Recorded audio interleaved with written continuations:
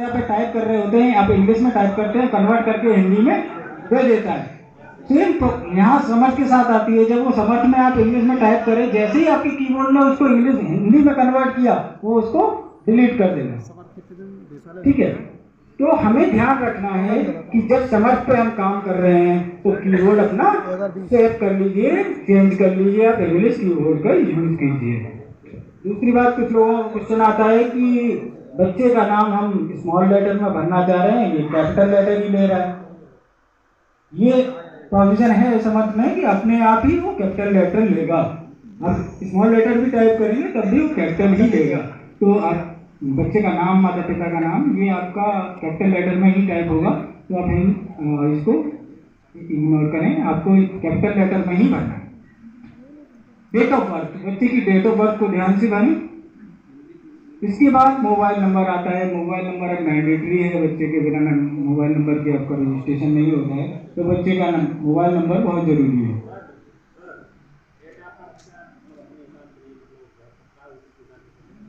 अपने हिसाब से कैसे भर सकते हो? बच्चे का जो डेट ऑफ बर्थ है आधार कार्ड या छात्र पंजीकरण में वही डेट ऑफ बर्थ है। नहीं, टाइप करके नहीं, आप सिलेक्ट करके, कैलेंडर से सिलेक्ट करके भरेंगे। इसमें बहुत टाइम लगता है। आपको ब्लॉक आपका ऑटोमेटिकली सिलेक्ट आता है क्योंकि आप पहले से सिलेक्ट करते हुए आ रहे हैं। नया पंचायत अपने आप आ जाती है। बच्चे का स्कूल, इनरोलमेंट नंबर, यानी कि आपका एसआर नंबर और क्लास, ये आपको प्रॉपर तरीके से डालनी है। डेट ऑफ एडमिशन डालना है। इसके बाद जैसे ही आप नेक्स्ट करते हैं तो आपको डिसेबिलिटी आइडेंटिफिकेशन सर्वे दिखता है। उस सर्वे को आप प्रॉपर तरीके से देख के भरें, क्वेश्चन को पढ़ते जाएं, यस नो में आंसर देते जाएं, जिससे कि आपकी डिसेबिलिटी सर्च होके आ जाएगी। लेकिन याद रखिएगा, हम ये जो सर्वे है इससे केवल डिसेबिलिटी निकल के आती है, डिसेबिलिटी ग्रुप नहीं। हमारे पास समर्थ में दो चीजें हैं, एक डिसेबिलिटी, एक डिसेबिलिटी ग्रुप। डिसेबिलिटी ग्रुप में हमारे पास 4 ही ग्रुप हैं। नहीं तो सर देखिए, सबसे पहले मैंने जब स्टार्ट किया उसी समय एक वर्ड बोला था कि मेरे पास केवल क्वेश्चन वही लेके आइए जो टेक्निकल हो। डिपार्टमेंटल इश्यूज को आप डिपार्टमेंट में डिस्कस करें। नहीं सर, ये बताइए किस ग्रुप में, जैसे मुझे स्पेसिफिक लर्निंग डिसऑर्डर बच्चे को भरना है जी, किस ग्रुप में उसको रखा गया है, ये बता दीजिए। अभी मैं बता दूंगा, उसके बारे में भी आते हैं। फिर कोई चीज घटानी बढ़ानी है उसके लिए आप डिपार्टमेंट से बात करिए। मैं टेक्निकली उसको बताऊंगा। आपको इस टेक्निकल को करने में कुछ समस्याएं आ रही हैं, देन उसका रिजोल्यूशन अगर मेरे पास है तो मैं उसको। अब बात करते हैं डिसेबिलिटी ग्रुप की। डिसेबिलिटी ग्रुप जो हमारे पास है वो 4 हैं, HI, VI, MR एंड ऑर्थोपेड। अब बात आती है कि अगर कोई ऐसा बच्चा है जो दो ग्रुपों में फॉल कर रहा है तो हम कौन से ग्रुप में लेके जाए? बिल्कुल सही। अब एक चीज मुझे बताइए आप, मैं एक्चुअली आपके फील्ड से तो नहीं हूँ, पर थोड़ी सी जानकारी आप लोगों से बात करते करते हो गई है। एक बच्चा है जिसमें HI के भी लक्षण है, VI के भी लक्षण है। प्रियोरिटी किसकी है? प्रियोरिटी क्या है, HI या VI? VI, तो उसको आप VI में रखेंगे। क्लियर? क्यों रखेगी सर? रख सकते हैं, लेकिन प्रियोरिटी नहीं। प्रायोरिटी को आपको सोचना है कि उसकी प्रायोरिटी क्या है। मैं ये नहीं कह रहा कि आपको उसको VI में ही रखें, आपके ऊपर प्रायोरिटी डिसाइड है उसमें। नहीं VI वाले VI में रखेंगे, VI के टीचर HI वाले HI में रखेंगे। आपको यही समस्या आएगी। ऐसा समझना तब आएगा कि नेक्स्ट जो सेशन है वो शायद प्रभा मैडम का है। नहीं होगा तो बना लेगा। क्वेश्चन पूछेंगे तो वो भी आपको इसका प्रॉपर आंसर देंगे। आई थिंक मैंने उन्हें बोल दिया है कि इस क्वेश्चन का आंसर जो है आप जरूर दें। लास्ट ट्रेनिंग में भी उन्होंने इस क्वेश्चन का आंसर दिया था और उन्हीं के कहने के आधार पर मैं आपको बता रहा हूँ। उन्होंने मुझे सजेस्ट किया था कि अगर कोई बच्चा HI और VI का है तो VI उसकी प्रायोरिटी है।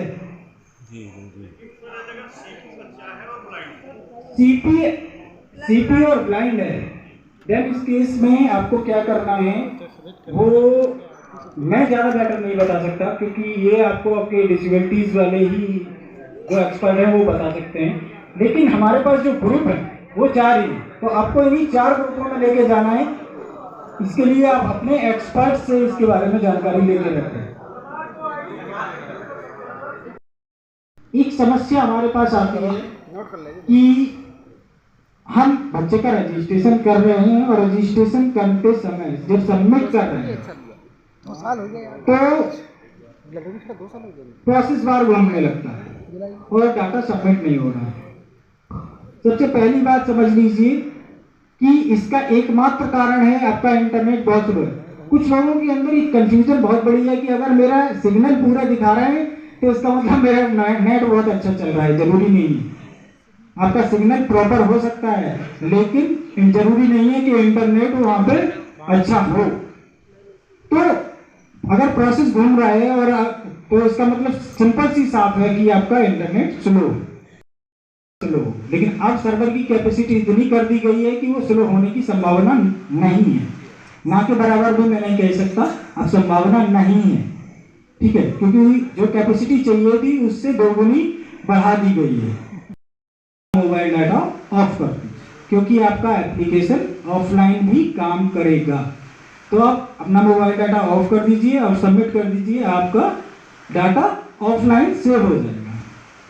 अब जब भी आप बाहर निकले वहाँ उस एरिया से तो आप अपना इंटरनेट ऑन कर लें। तो आपका इंटरनेट अगर सही चल रहा है तो आप जैसे ही वो वापस से वो पेज खोलेंगे आपको जहाँ से एंट्री कर रहे हैं तो वहाँ पर ऊपर पेंडिंग डाटा करके लिख के आ जाएगा। आपका जहाँ पर आप रजिस्ट्रेशन करते हैं फॉर्म के ऊपर ही आपको पेंडिंग डाटा, जितने भी पेंडिंग डाटा होंगे यानी जितने ऑफलाइन सेव करे होंगे उसके काउंट भी साथ में ब्रैकेट में लिख के आएंगे। आपको उसी पेंडिंग डाटा पर क्लिक करना है। जैसे ही आप क्लिक करेंगे आपको यस नो का एक पॉपअप खुल के आएगा, उस पर यस कर दीजिए कि डाटा ऑनलाइन पोस्ट करना चाहते हैं या नहीं। तो आप जैसे ही यस करेंगे वो डाटा ऑनलाइन पोस्ट हो जाएगा। ठीक है, अगर वो फिर भी पोस्ट नहीं हुआ है, पेंडिंग दिखा रहा है, इसका मतलब अभी भी आपका नेट स्लो है। तो बेसिकली ऐसा नहीं जरूरत है। कई लोगों के मन में ये क्वेश्चन आता है कि जब हमारा एप्लीकेशन ऑफलाइन है तो अपने आप क्यों नहीं उसको ऑफलाइन ले लिया जब मेरा इंटरनेट स्लो है। इसका एक रीजन है, कोई भी एप्लीकेशन होता है वो सबसे पहले क्या चेक करता है कि आपका इंटरनेट है या नहीं। जैसे ही चेक किया गया तो आपका इंटरनेट तो ऑन है और साथ में चल भी रहा है बट वो स्लो है, तो एप्लीकेशन जो समझ रहा है आपका नेट चल रहा है तो उसको ऑफलाइन नहीं ले जाएगा। वो ट्राई करेगा पहले कि इसको ऑनलाइन पोस्ट कर दे। लेकिन क्योंकि आप लोगों की फ़ोन जो है वो सबके लगभग लेटेस्ट फ़ोन यूज़ कर रहे हैं सब लोग, और आप लोग ये भी चेक कर रहे होंगे जब आप कोई फ़ोटो कैप्चर करते हैं, फ़ोटो खींचते हैं तो उस फोटो का साइज़ 1 MB से अबव हो जाता है। आपने अगर गैलरी में कभी चेक किया होगा अपना तो उसका साइज जो फोटो का होता है वो 1 MB से ऊपर हो जाता है। आपके इंटरनेट की स्पीड है 0.07 kbps या 0.7 kbps। 1 MB में 1024 KB होते हैं। 1 MB का डाटा पोस्ट करने के लिए 1024 सेकंड उसको चाहिए, और वो भी जब रेगुलर वो 1 kbps की स्पीड आएगी तब। तो इतनी स्पीड से अगर आप डाटा भेजेंगे तो वो पोस्ट नहीं होगा ना, बहुत देर तक घूमता ही रहेगा। इसलिए वो टाइम लगता है। तो इस केस में आप उस केस से बचने के लिए आप इंटरनेट को बंद कर दीजिए और ऑफलाइन कर दीजिए। अगर आपकी स्पीड जो है इंटरनेट की 10 kbps 20 kbps भी होगी तब भी डाटा आपका ऑनलाइन पोस्ट हो जाएगा, तब कोई दिक्कत नहीं आएगी।